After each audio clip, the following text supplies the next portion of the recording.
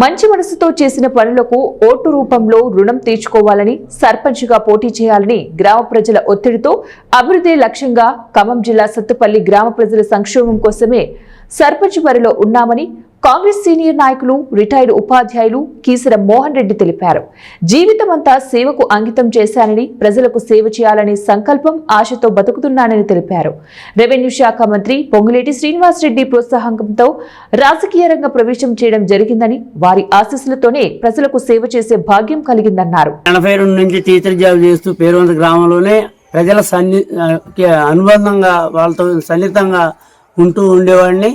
నేను అప్పటి కాలంలో 83లో టీడీపీకి అభిమానిగా ఉండేవాడిని. 2014లో శ్రీనివాసరెడ్డి గారి ప్రోద్బలంతో నా భార్య నిర్మల ఎంపీటీసీగా పోటీ చేసింది.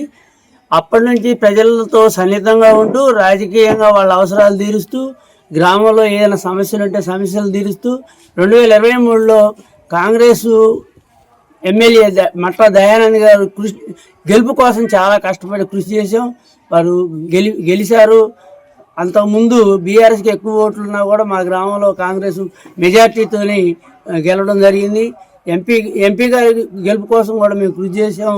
కాంగ్రెస్లో ఉంటూ ప్రజల అవసరాలు తీరుస్తూ, గ్రామ పంచాయతీలు నిధులు లేనప్పుడు నా సొంత డబ్బులతో కూడా కొన్ని పనులు చేయడం జరిగింది.